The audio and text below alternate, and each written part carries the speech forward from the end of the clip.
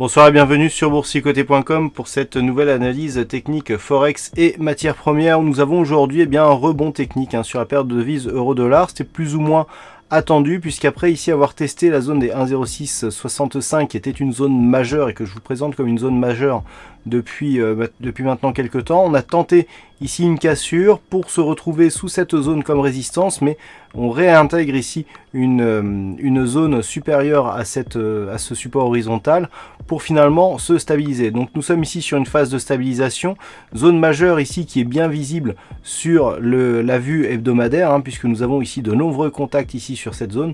Donc il aurait été étonnant que les cours casse ici d'une manière trop facile ce support horizontal. Donc nous sommes actuellement sur un rebond technique comme nous l'indiquent ici les indicateurs stochastique et RSI qui ressortent de leur zone de survente ainsi que le MACD. Pour l'instant la dynamique reste haussière, mais si les cours venaient à casser ici une zone de point bas significatif entre 1,0565 et ici cette zone des 1,0515, eh bien il pourrait y avoir validation de la poursuite de ce mouvement baissier court terme et réorientation moyen terme qui passerait de neutre à baissière.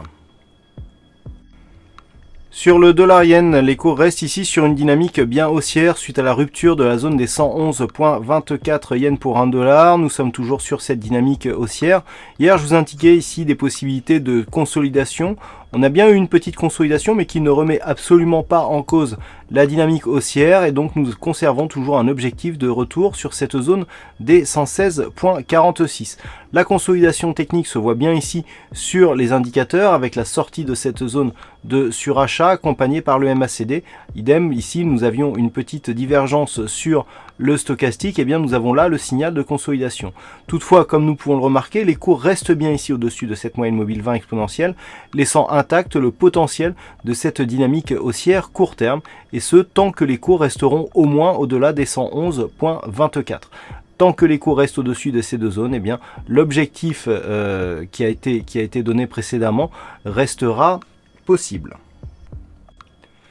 Et enfin sur l'or, nous étions là aussi sur une dynamique baissière qui a été confirmée malgré une cassure ici des 1179,50 qui était l'objectif depuis la rupture ici de cette zone des 1209,55. Eh bien les cours là aussi marquent un rebond technique, c'était attendu.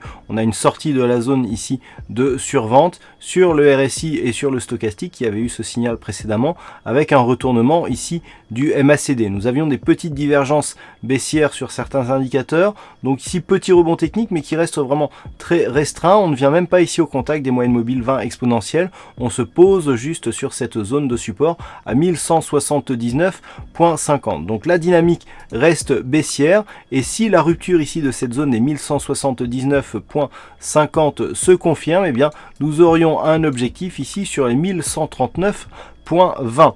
Le rebond technique, tant qu'il se marque et qu'il ne dépasse pas ici la zone des 1209,55, ne remet pas en cause la dynamique baissière sur l'or. Voilà ce que l'on peut dire sur cette analyse technique Forex et matières premières. Passez une bonne soirée, un bon week-end, bonne chance dans vos prochains trades. Et on se donne rendez-vous dès la semaine prochaine pour d'autres analyses techniques sur le site boursicoté.com.